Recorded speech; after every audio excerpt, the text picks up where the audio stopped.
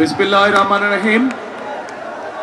আজকের এই নির্বাচনী জনসভার সম্মানিত সভাপতি, উপস্থিত ধানের শীষের প্রার্থী ববি হাজ্জাদ, উপস্থিত এলাকার মুরব্বীবাসী, প্রিয় ভাই বোনেরা, উপস্থিত মা বোনেরা এবং আমার সহকর্মীবৃন্দ, আসসালামু আলাইকুম। আসসালামু আলাইকুম।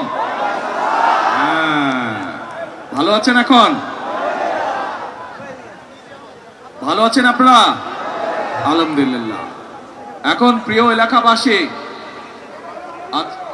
আজকে আমরা এখানে সকলে একত্রিত হয়েছি এই যে 12 তারিখে যে নির্বাচন, এই নির্বাচন উপলক্ষে এই জনসভা আজ, সেজন্যই আমরা আজ এখানে একত্রিত হয়েছি। এই যে নির্বাচন, এই নির্বাচন অর্থাৎ কি? এই নির্বাচন হচ্ছে আপনার যে রাজনৈতিক অধিকার, সেই অধিকার আপনি আপনার মতন করে আপনি প্রয়োগ করবেন, অর্থাৎ আপনার রাজনৈতিক অধিকার আপনি প্রয়োগ করবেন।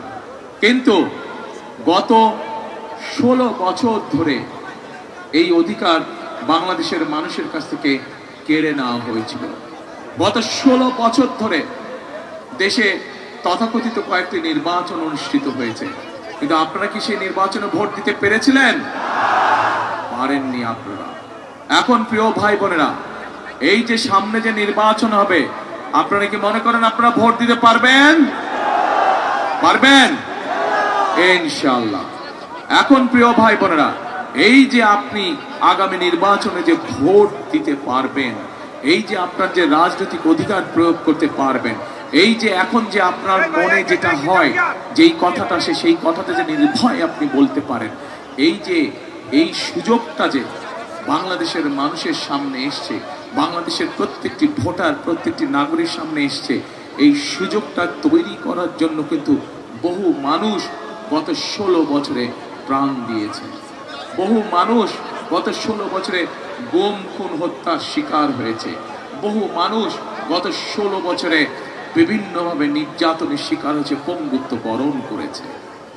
বিশেষ করে যে স্বৈরাচার পালিয়ে গিয়েছে জনগণের গণ অভ্যুত্থানে, সেই 2024 সালের জুলাই আগস্ট মাসে সেই স্বৈরাচার ক্ষমতা ধরে রাখার জন্য 1400 মানুষকে হত্যা করেছে, 20,000-এর মতন মানুষকে তারা বিভিন্নভাবে আহত করেছে, হাজারের উপরে মানুষ অন্ধত্ব বরণ করেছে। এবং আজ আমাদের এখানে সেই সামনে জুলাই শহীদদের পরিবার, জুলাই আহত যোদ্ধারা আমাদের সামনে বসে আছে। এই যে প্রিয় ভাই বোনেরা, প্রিয় ভাই বোনেরা, এই যে মানুষগুলো গত 16 বছরে জুলাই আন্দোলন ধরে গত 16 বছরে হাজারো হাজারে মানুষ নিজের জীবন উৎসর্গ করেছে, বহু মানুষ পঙ্গুত্ব বরণ করেছে। এই যে তাদের আত্মত্যাগ, এই আত্মত্যাগ তো আমরা বৃথা যেতে দিতে পারি না। পারি কি? আমরা বৃথা যেতে দিতে পারি না। তারা আমাদের গণতান্ত্রিক অধিকার ফিরিয়ে এনে দিয়েছে। প্রিয় ভাই বোনেরা, 1971 সালে বাংলাদেশের মানুষ জীবন বাজি রেখে যুদ্ধ করেছিল। সেই যুদ্ধের মাধ্যমে আমরা আমাদের এই দেশকে স্বাধীন করেছি।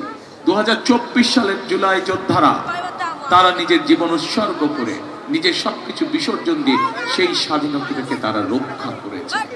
এখন প্রিয় ভাই বোনেরা, 12 তারিখে নির্বাচন, এই নির্বাচনে মানুষ তার রাজনৈতিক অধিকার প্রয়োগ করবে। কিন্তু শুধু রাজনৈতিক অধিকার প্রয়োগ করলে আজকে চলবে না। আমরা বিগত 16 বছর কি দেখেছি? বিগত 16 বছর দেখেছি যে দেশের মধ্যে কতগুলো মেগা প্রজেক্টের মাধ্যমে মেগা দুর্নীতি করা হয়েছে, কিন্তু মানুষের ভাগ্যের পরিবর্তন হয়নি, এলাকার উন্নয়ন হয়নি, এলাকার ভাগ্যের পরিবর্তন হয়নি। যদি এলাকার ভাগ্যের পরিবর্তন হতো, যদি এলাকার মানুষের ভাগ্যের পরিবর্তন হতো, যদি এলাকার উন্নয়ন হতো, তাহলে আজকে এই যে ধানের শীষের প্রার্থী ববি হাজ্জাদ তার বক্তব্যে যেই কথাগুলো বলেছে, এলাকার বিভিন্ন সমস্যা নিয়ে যেই কথাগুলো বলেছে, সেই সমস্যাগুলো তো থাকার কথা ছিল না। ছিল, সেই সমস্যাগুলো আছে বলেই প্রমাণিত হয় যে গত 16 বছর এই দেশে শুধু ঢাকা 13 নয়, বাংলাদেশের কোনো অঞ্চলেই কোনো কাজ হয়নি। শুধু কি কাজ হয়েছে? মেগা প্রজেক্ট হয়েছে। কোথায় কোথায় দুর্নীতি করা যায় সেভাবে প্রজেক্ট গ্রহণ করা হয়েছে। প্রিয় ভাই বোনেরা, আজকের এই নির্বাচনী জনসভা এবং 12 তারিখে যে নির্বাচন, সেই নির্বাচনে আমাদেরকে অর্থবহ করতে হবে। যে মানুষগুলো তাদের জীবন উৎসর্গ করে আজ এই পরিস্থিতি তৈরি করেছে, বাংলাদেশের মানুষকে এই সুযোগ তৈরি করে দিয়েছে, এই সুযোগ আমাদেরকে কাজে লাগাতে হবে। এবং কি সেটা হচ্ছে আমাদেরকে এই দেশের মানুষের ভাগ্যের পরিবর্তনের রাজনীতি শুরু করতে হবে। কি কাজ সেটা? এই দেশকে পুনর্গঠনের কাজ শুরু করতে হবে। এই দেশের ভাগ্য, এই দেশের মানুষের ভাগ্যের পরিবর্তনের কাজ শুরু করতে হবে। এখন প্রিয় ভাই বোনেরা, আমরা একটি রাজনৈতিক দল, আমাদের দলের নাম বাংলাদেশ জাতীয়তাবাদী দল। বাংলাদেশের মানুষ যাকে বিএনপি হিসাবে চেনে। প্রিয় ভাই বোনেরা, আমাদের দলের মার্কা কি? ধানের শীষ। এই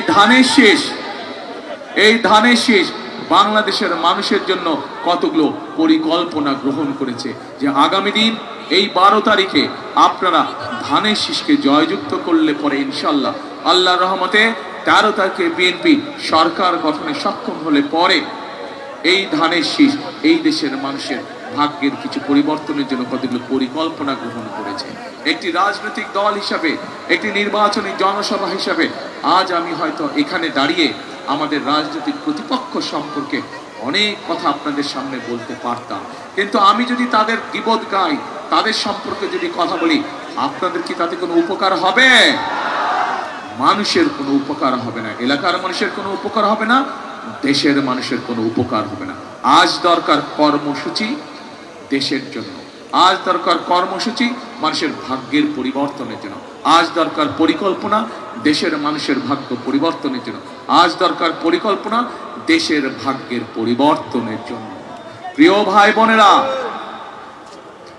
ভাই বোনেরা, এই মুহূর্তে বাংলাদেশে একমাত্র বিএনপি হচ্ছে সেই রাজনৈতিক দল যারা এই দেশের মানুষের ভাগ্যের পরিবর্তনের জন্য অনেকগুলো পরিকল্পনা আমরা গ্রহণ করেছি। যেই পরিকল্পনাগুলো ইনশাল্লাহ আমরা বাস্তবায়ন করতে সক্ষম হব আপনারা যদি ধানের শীষকে বিজয় করেন, আপনারা যদি ধানের শীষকে জয়যুক্ত করেন, বিএনপি আল্লাহর রহমতে সরকার গঠন করলে আমরা এই পরিকল্পনাগুলো বাস্তবায়ন করব। আমরা সেই কাজগুলো করতে চাই যে কাজগুলো মানুষের পক্ষে করা সম্ভব। আমরা এমন কোনো কাজ করতে চাই না, এমন কোনো কাজের প্রতিশ্রুতি আমরা দিতে চাই না যা মানুষের পক্ষে সম্ভব নয়। সেজন্যই প্রিয় ভাই বোনেরা, এই যে এই বাংলাদেশ, যে বাংলাদেশের জনসংখ্যা প্রায় 20 কোটি, এই 20 কোটি জনসংখ্যার অর্ধেক হচ্ছে আজ নারী। আমরা যদি এই মা বোনদেরকে দেশের ভাগ্যের পরিবর্তনের উন্নয়নের রাজনীতির সাথে যদি সম্পৃক্ত না করি, তাহলে কোনোভাবেই দেশের ভাগ্যের পরিবর্তন করা সম্ভব না। দেশনেত্রী বেগম খালেদা জিয়া যখন দেশ পরিচালনার দায়িত্বে ছিলেন, এই দেশের নারীদেরকে শিক্ষিত করার জন্য উনি মেয়েদের শিক্ষা ব্যবস্থা প্রথম ক্লাস থেকে ক্লাস 1 থেকে শুরু করে ক্লাস 12 পর্যন্ত উনি বিনামূল্যের ব্যবস্থা করেছিলেন। সেই বোনেরা, সেই মেয়েরা আজ শিক্ষিত হয়েছে। আজ আমরা আমাদের দেশের নারীরা ছেলেদের মতন সমান সমান হারে শিক্ষিত। কিন্তু শুধু শিক্ষিত হলে চলবে না। আগামী গত বিএনপি সরকার দেশের নারীদেরকে শিক্ষিত করেছে। আমরা সিদ্ধান্ত করেছি ইনশাল্লাহ আগামীতে বিএনপি সরকার গঠন করলে এই মা বোনদেরকে আমরা অর্থনৈতিকভাবে স্বাবলম্বী করে গড়ে তুলতে চাই। এবং সে কারণেই আমরা সিদ্ধান্ত গ্রহণ করেছি যে বাংলাদেশে আগামীতে বিএনপি সরকার গঠন করলে পরে আমরা ধীরে ধীরে প্রত্যেকটি খেটে খাওয়া মানুষের কাছে, প্রত্যেকটি খেটে খাওয়া গৃহিণী, পরিবারের গৃহিণীর কাছে, মায়ের কাছে আমরা ফ্যামিলি কার্ড পৌঁছে দিতে চাই। যে ফ্যামিলি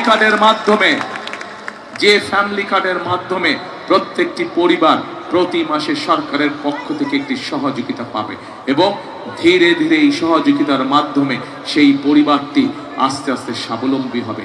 একটি একটি করে পরিবার স্বাবলম্বী হবে। আস্তে আস্তে শত পরিবার, হাজার পরিবার, লক্ষ পরিবার, কোটি পরিবার ইনশাল্লাহ একদিন স্বাবলম্বী হয়ে উঠে দাঁড়াবে। পরিবার যখন স্বাবলম্বী হবে, গ্রাম স্বাবলম্বী হবে, উপজেলা স্বাবলম্বী হবে, জেলা স্বাবলম্বী হবে, বিভাগ স্বাবলম্বী হবে এবং পরিশেষে বাংলাদেশ স্বাবলম্বী হয়ে উঠবে। প্রিয় ভাই বোনেরা, আমরা সিদ্ধান্ত গ্রহণ করেছি, পরিকল্পনা গ্রহণ করেছি। আজ আমরা এই বাংলাদেশ কৃষি প্রধান একটি দেশ। এই দেশের কোটি কোটি মানুষ কৃষি পেশার সাথে জড়িত। আজ এই জনসভায় আপনারা যারা উপস্থিত আছেন, আপনাদেরও বহু আত্মীয় স্বজন পরিবার পরিজন আছে যারা গ্রাম দেশে বাস করেন, যারা কৃষির সাথে সম্পর্কিত আছেন না? বহু এখানে উপস্থিত প্রায় প্রত্যেকটি মানুষ। সেই কৃষক ভাইদের পাশে আমরা দাঁড়াতে চাই। কৃষক ভাইদের অর্থনীতিকে মেরুদণ্ড আমরা মজবুত করে গড়ে তুলতে চাই, যাতে কৃষক ভাইরা তাদের কষ্ট থেকে বেরিয়ে আসতে পারেন। এবং এই জন্য আমরা সিদ্ধান্ত গ্রহণ করেছি যে আমরা সরকার গঠনে, ইনশাল্লাহ সরকার গঠনে সক্ষম হলে পরে আমরা বাংলাদেশের সকল কৃষক ভাইয়ের কাছে কৃষক কার্ড নামে একটি কার্ড পৌঁছে দিতে চাই প্রিয় ভাই বোনেরা, যার মাধ্যমে কৃষক ভাইরা সরকারের পক্ষ থেকে কৃষক ভাইদের জন্য যে সকল সুযোগ সুবিধা থাকবে, বিনামূল্যে বীজ, বিনামূল্যে সার, বিনামূল্যে কীটনাশক ওষুধ সরাসরি আমরা কৃষক ভাইদের কাছে পৌঁছে দেব। শুধু তাই নয় প্রিয় ভাই বোনেরা, আমরা সিদ্ধান্ত গ্রহণ করেছি যে এই মুহূর্তে বাংলাদেশে, সারা বাংলাদেশে যত কৃষক আছে তার মধ্যে যাদের 10,000 টাকা পর্যন্ত কৃষি ঋণ আছে, আমরা সেই কৃষি ঋণ সুদ সহ ইনশাল্লাহ আমরা মওকুফ করার ব্যবস্থা করব। প্রিয় ভাই বোনেরা, এই এলাকার একটি বিশাল সমস্যা আছে। সেই সমস্যাটি শুধুমাত্র এই এলাকায় নয়। আজান হচ্ছে? আচ্ছা প্রিয় ভাই বোনেরা, আজান হচ্ছে, আমরা 1 মিনিট আজানের জন্য একটু বন্ধ রাখবো।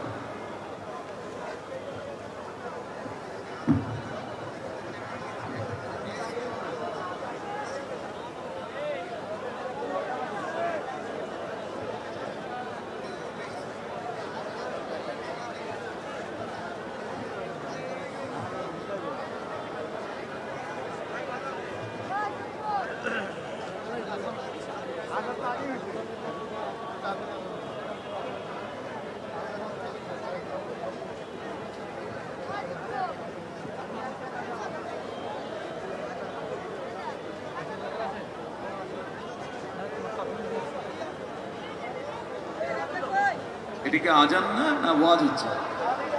ওয়াজ হচ্ছে? ও আচ্ছা, তাহলে কি বক্তব্য রাখবো? আচ্ছা ঠিক আছে।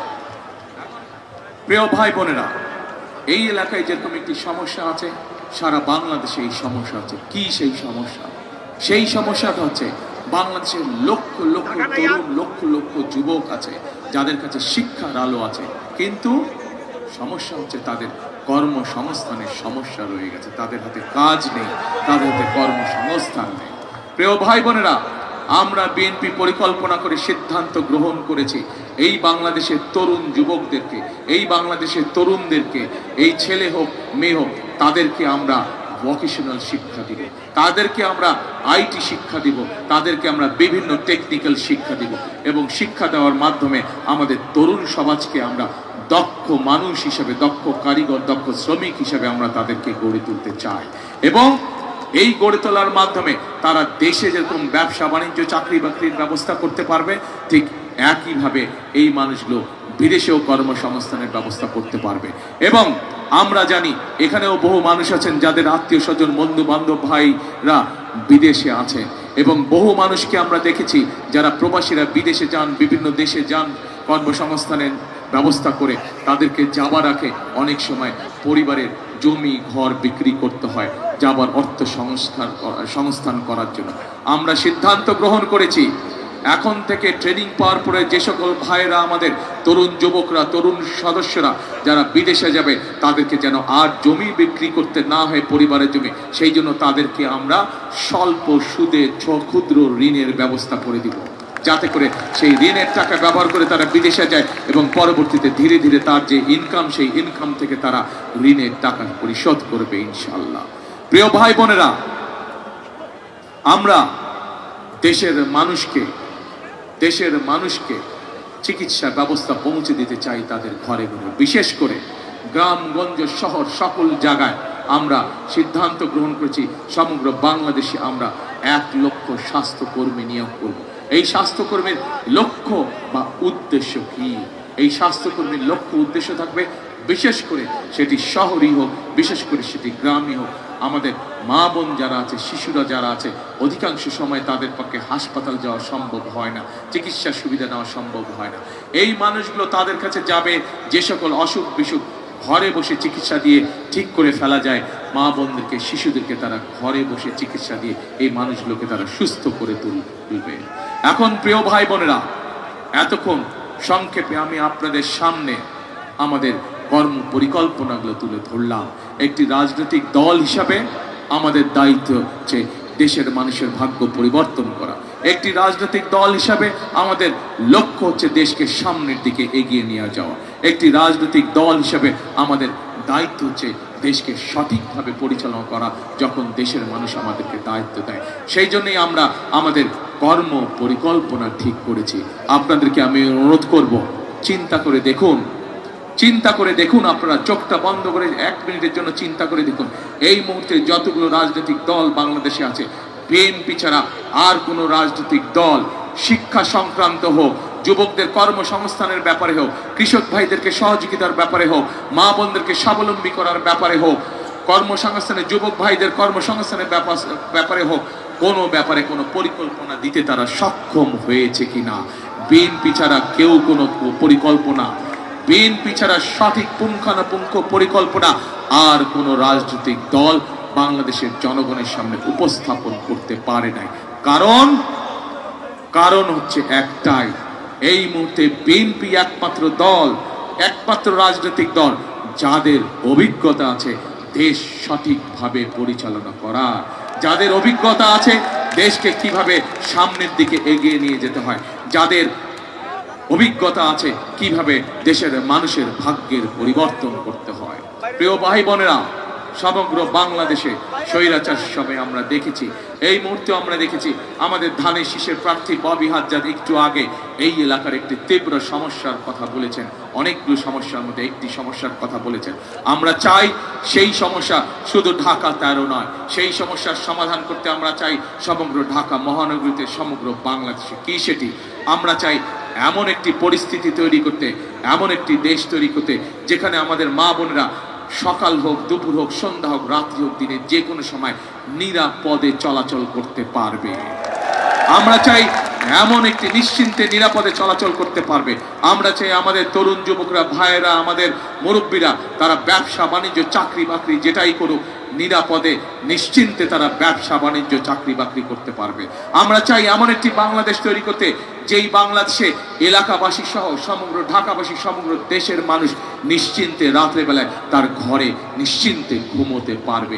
আমরা সেই রকম একটি বাংলাদেশ তৈরি করতে চাই এবং সেজন্যই আমরা আমাদের দলীয় ফোরামে সিদ্ধান্ত নিয়ে রেখেছি, ইনশাআল্লাহ 13 তারিখে বিএনপি সরকার গঠনে সক্ষম হলে, 12 তারিখে নির্বাচনের পরে 13 তারিখে ইনশাআল্লাহ বিএনপি সরকার গঠনে সক্ষম হলে সবচাইতে বেশি যেই জোরটি আমরা দিব সেটি হচ্ছে বাংলাদেশের মানুষের জন্য আইন শৃঙ্খলার ব্যবস্থা করা এবং রাস্তাঘাটের অবস্থা সবচাইতে নিরাপদ করা, মানুষ যাতে নির্বিঘ্নে নিরাপদে নিরাপত্তার সাথে চলাফেরা করতে পারে। কারণ আমরা জানি, যেহেতু বিএনপির একমাত্র অভিজ্ঞতা আছে দেশ পরিচালনা করা, কোনো কর্মসূচি সফল করা সম্ভব না, কর্মসূচি জনগণের কাছে সুফল পৌঁছে দেওয়া সম্ভব না যতক্ষণ পর্যন্ত দেশের আইন শৃঙ্খলাকে কঠোর হস্তে দমন করা না যায়, যতক্ষণ পর্যন্ত দেশের আইন শৃঙ্খলাকে কঠোর হস্তে নিয়ন্ত্রণ করা না যায়, ততক্ষণ পর্যন্ত কোনো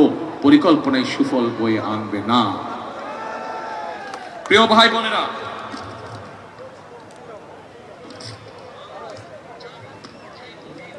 আমরা একটি পরিকল্পনা গ্রহণ করেছি।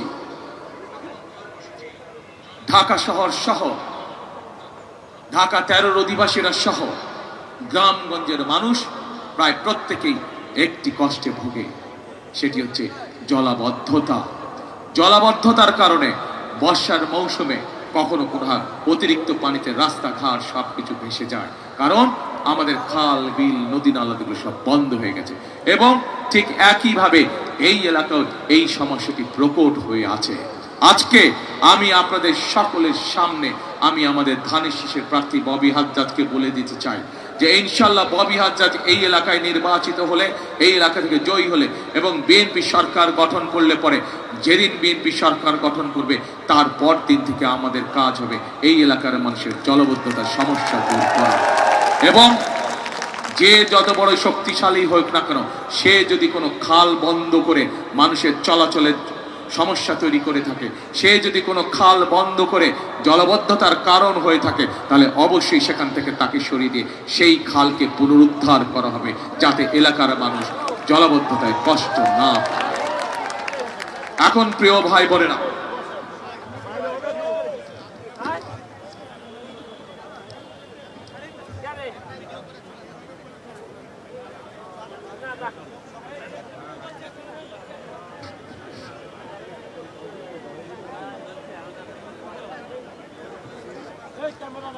প্রিয় ভাই বোনেরা,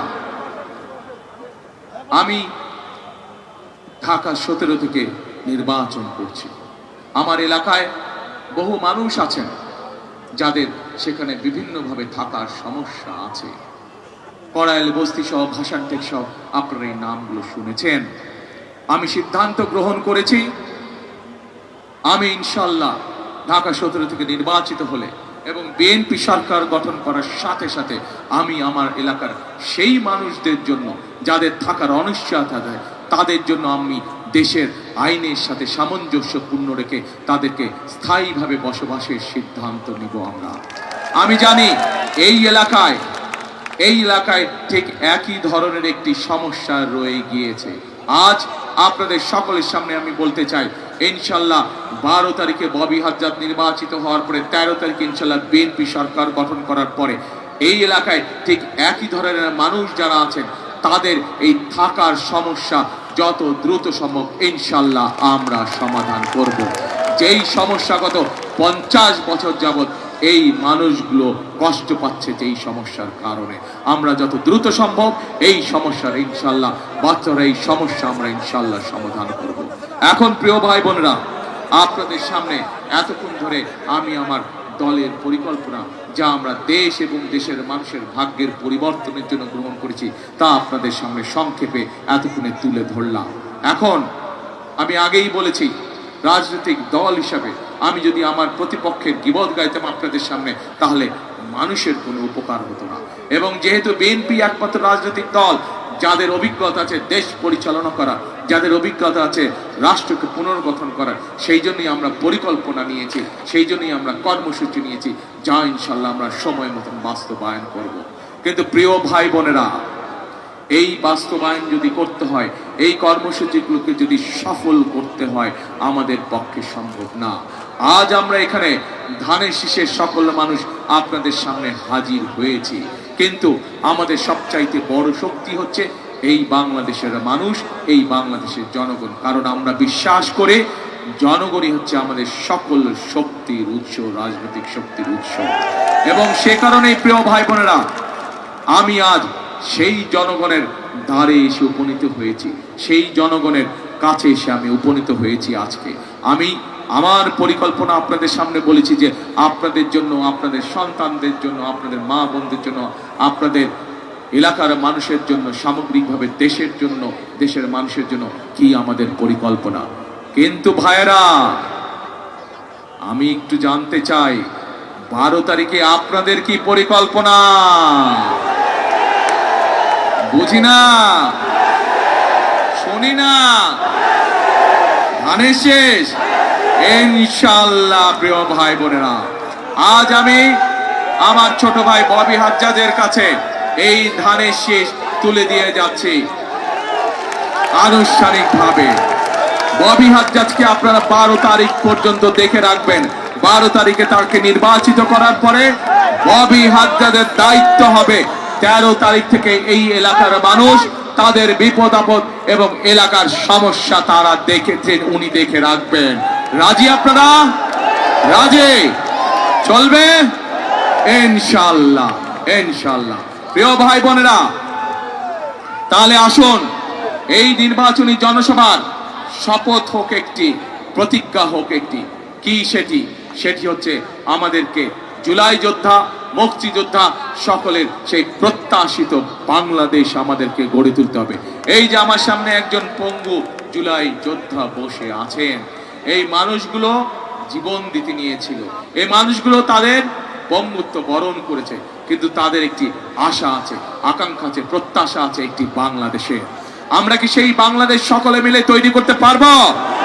তাহলে আসুন, কথা একটাই, কাজ একটাই, করব কাজ সবার আগে, করব কাজ সবার আগে, বাংলাদেশ। আসুন আমরা সেই বাংলাদেশ গঠনের কাজ শুরু করব ইনশাআল্লাহ 13 তারিখ থেকে। কে কে আছেন আমার সাথে? ইনশাআল্লাহ। প্রিয় ভাই বোনেরা, আল্লাহ হাফেজ। বাংলাদেশ জিন্দাবাদ, বাংলাদেশ জাতীয়তাবাদী দল জিন্দাবাদ। আসসালামু আলাইকুম।